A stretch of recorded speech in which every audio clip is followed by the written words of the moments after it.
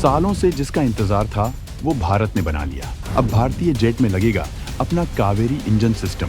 तगड़े इंजन में से एक है कावेरी, भयंकर खूबियों से लैस। दोस्तों, डीआरडीओ रक्षा मंत्रालय का डिफेंस सेक्टर में रिसर्च एंड डेवलपमेंट विंग है, जिसका टारगेट है भारत को एडवांस डिफेंस टेक्नोलॉजी से मजबूत बनाना। और ये हमेशा अपने टारगेट पर इतना फोकस्ड है कि लगातार कोशिशें करता रहता है। दोस्तों, आज के समय में कौन सा देश किसका कब दोस्त बन जाए कुछ कहा नहीं जा सकता। ठीक वैसे ही कब कौन सा देश किसका दुश्मन बन जाए ये भी नहीं पता। लेकिन इसलिए अब भारत ने सोच लिया है, जितना हो सकता है काम अपने देश में होगा, जितना हो सकता है दिमाग लगाएंगे, लेकिन टेक्नोलॉजी भारत की होगी। और इसलिए आपने देखा कि कैसे इसरो ने खुद अपने सारे प्लान सबसे अलग कर लिए हैं। वो खुद बनाता है और स्पेस प्रोग्राम बड़े शान से चलाता है। ठीक उसी रास्ते पर रक्षा अनुसंधान और विकास संगठन डीआरडीओ भी है। दोस्तों, घरेलू जेट इंजन को बनाने के लिए भारत ने जो लंबे समय से सपना देखा वो जल्द ही पूरा होने वाला है। उन लोगों के मुंह बंद होने वाले हैं जो भारत को कमजोर आंक रहे हैं, क्योंकि दोस्तों, गैस टरबाइन रिसर्च एस्टेब्लिशमेंट यानी जीटीआरआई अगले 3 सालों के अंदर एलसीए तेजस ट्रेनर जेट पर स्वदेशी कावेरी इंजन का प्रदर्शन करने की तैयारी कर रहा है। इससे बहुत सारे सवालों के जवाब मिल जाएंगे उन लोगों को जो लोग लगातार इस पर काम कर रहे थे। दोस्तों, जीटीआरआई के तहत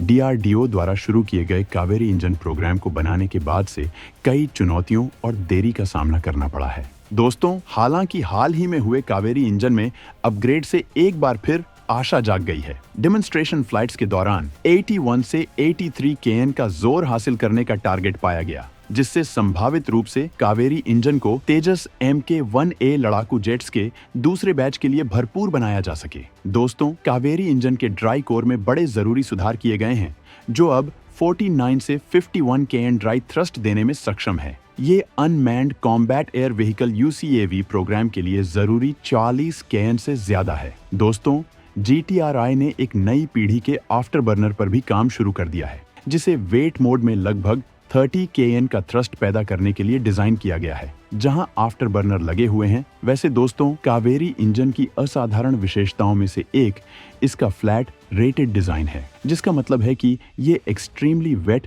और ड्राई कंडीशंस में थ्रस्ट लॉस से ग्रस्त नहीं होता है, जो भारत की अलग अलग जलवायु में एक जरूरी मुद्दा है। ये विशेषता GF404 इंजन के उलटा निरंतर प्रदर्शन बनाए रखने के लिए जरूरी है, जो 84 केएन का थ्रस्ट उत्पन्न करने के बावजूद ऐसी परिस्थितियों में अपनी शक्ति का 7 से 8% खो सकता है। नतीजतन कावेरी इंजन अपने 80 केएन थ्रस्ट को बनाए रखते हुए संभावित रूप से बेहतर प्रदर्शन कर सकता है। दोस्तों, वैसे GEF404 जो नॉर्मल एटमॉस्फेयर में 79 केएन से नीचे गिर सकता है। एलसीए तेजस पर कावेरी इंजन प्रदर्शन की सफलता भारतीय वायुसेना से सपोर्ट हासिल करने में जरूरी होगी। इन उड़ानों से इकट्ठा किया गया डेटा इंजन के प्रदर्शन और विश्वसनीयता को मान्य करने में जरूरी होगा। अगर कावेरी इंजन जरूरी मानकों को पूरा करता है तो यह एक वायबल ऑल्टरनेटिव बन सकता है।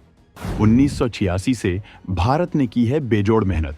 कावेरी इंजन बनाने में ऐसे आई अड़चनें।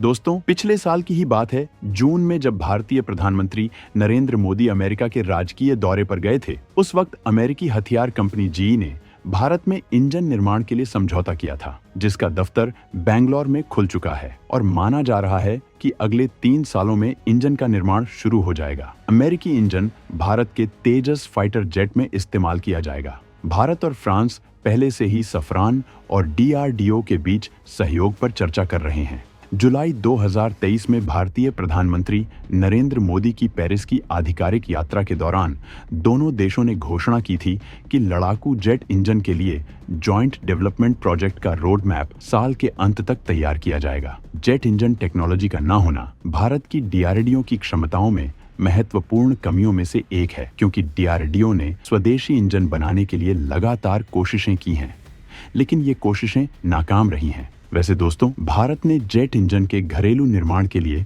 1986 में पहली बार कोशिशें शुरू की थीं, जब डीआरडीओ के gas turbine research establishment GTRI के तहत परियोजना को कावेरी नाम दिया था, जिसके तहत टर्बोफैन तकनीक का उपयोग करके जेट इंजन का बनाने का प्रयास था। टर्बोफैन पावर प्लांट जेट को वायुमंडलीय ग्लाइड और सुपर मैन्युवरेबिलिटी प्राप्त करने के लिए पर्याप्त थ्रस्ट सक्षम होना चाहिए। भारत के इस प्रोजेक्ट के लिए अमेरिका ने $53 मिलियन का फंड दिया था और कावेरी प्रोजेक्ट तेजस लड़ाकू जेट प्रोजेक्ट का हिस्सा थी। हालांकि यह प्रोजेक्ट कावेरी इंजनों के 17 प्रोटोटाइपों के लिए थी, जिसकी पहली बोली केवल कोर मॉड्यूल को ही हासिल कर सकी, जिसे काबिनी कहा जाता है। तीसरा प्रोटोटाइप पहले 3 कंप्रेसर चरणों पर वेरिएबल इनलेट गाइड वेंट्स प्राप्त करने वाला पहला प्रोटोटाइप था और इसका पहला रन इन साल 1995 था। 1996 में कावेरी इंजन का पहला फूल ऑपरेशन किया गया और सभी 5 ग्राउंड परीक्षण प्रोटोटाइप का टेस्ट 1998 में किया गया। इनिशियल फ्लाइट टेस्टिंग 1999 के लिए सब कुछ प्लान्ड था और तेजस पर टेस्ट 2000 में होना था। हालांकि 1998 के पोखरण परमाणु परीक्षणों के बाद भारत पर अमेरिका ने कई तरह के प्रतिबंध लगा दिए, लिहाजा टेक्नोलॉजी ट्रांसफर का काम अटक गया और कावेरी परियोजना की रफ्तार धीमी हो गई। हालांकि कावेरी प्रोजेक्ट 2004 तक तेजी से चलता रहा, लेकिन 2004 के मध्य में रूस में जरूरी टेस्ट फेल हो गया, जिससे तेजस विमान में स्वदेशी इंजन लगाने की सारी उम्मीदें खत्म हो गईं। तब तक कावेरी इंजन 1700 घंटे का परीक्षण कर चुका था। दोस्तों, कावेरी इंजन को उसके दूसरे उच्च ऊंचाई टेस्ट के लिए 2008 में फिर से रूस भेजा गया था। हालांकि 2007 में GTRI ने प्रोजेक्ट को 2 अलग-अलग कार्यक्रमों में डिवाइड करने का फैसला लिया। K9+ कार्यक्रम पूरी तरह डिजाइन और एकीकरण और उड़ान परीक्षणों में अनुभव के लिए कॉन्सेप्ट का रिजल्ट था और K10 कार्यक्रम विदेशी सहयोग के माध्यम से अंतिम उत्पादन संस्करण था। अलग-अलग टेस्ट और कठिनाइयों के बाद 2016 में भारत ने कावेरी इंजन को तेजस फाइटर जेट के योग्य बनाने के लिए सफरान के साथ सहयोग की घोषणा की। हालांकि प्रोजेक्ट अब भविष्य में भारत के स्वदेशी मानव रहित लड़ाकू हवाई वाहनों को शक्ति देने के लिए कावेरी को तैयार करने की है, जो तैयार समझिए कि हो ही गया है। दोस्तों, इससे पहले आपने देखा कि कैसे इस इंजन के लिए हम हमेशा से कोशिशें करते आ रहे थे, लेकिन अगर हम बात करें विदेशी मदद की, तो 4 जुलाई 2016 को फ्रांस ने भारत के लड़ाकू जेट इंजन प्रोजेक्ट को दोबारा शुरू करने के लिए 1 बिलियन यूरो का निवेश करने की पेशकश की थी। एक जॉइंट डेवलपमेंट प्रोजेक्ट का प्रस्ताव दिया,